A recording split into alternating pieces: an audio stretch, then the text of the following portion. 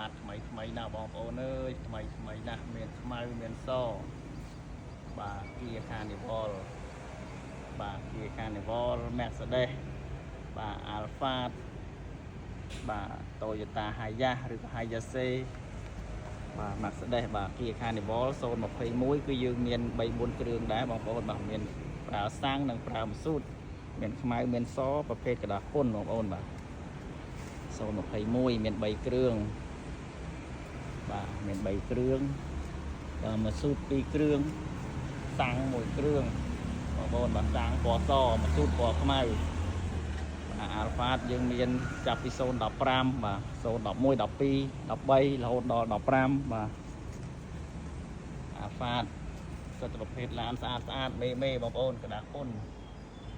បងប្អូនដែលចង់បានឡានទំនើបបាទយុទ្ធលក្ខណៈគ្រួសារបាទមើលវីដេអូនេះលេងសិនក៏បាន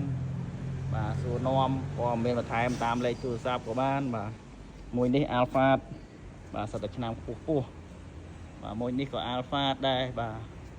នៅខាងនោះ Mercedes បាទចឹងឡានឆ្នាំខ្ពស់ mini van បាទច្រើនណាស់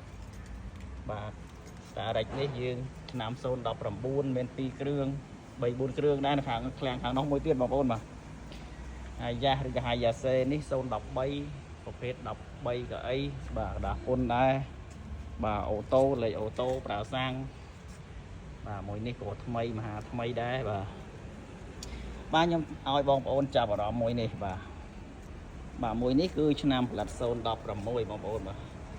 ប្រភេទ Kia Carnival បាទ Kia Carnival បាទឆ្នាំផលិតឆ្នាំ016បាទទឹកថ្នាំ Srin ណាបាទថ្នាំ Srin តែម្ដងបងប្អូនបាទនិយាយចាំជាប់មាត់បងប្អូនបាទទឹកថ្នាំ Srin 90% បាទសម្រាប់ឡានមួយនេះបងប្អូនបាទតម្លៃគឺក្រោម 20000 នេះបងប្អូនបាទប្រភេទกระดาษពុន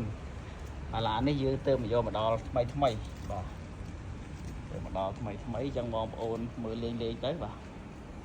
តម្លៃធូរថ្លៃជាងគេបាទមួយនេះតម្លៃក្រោម 20000 ទេទៅមកដល់ថ្មីបាទធូរជូនបងប្អូនបាទព្រីនសិនតែមកជុំហើយឡាននេះបាទពណ៌ក្រដៅប្រមេះបងប្អូនបាទពណ៌ប្រផេះដៅប្រមេះបាទឡានកង់ថ្មីចឹងបងប្អូនដែលស្រឡាញ់ Kia Carnival មួយគ្រឿងនេះបាទតម្លៃធូរមែនតើបាទក្រោម 20000 ទេបងប្អូនបាទខាងក្នុងវាស្អាតណាស់បាទទឹកថ្នាំស៊ីនសឹងមកជុំហើយមួយនេះបាទ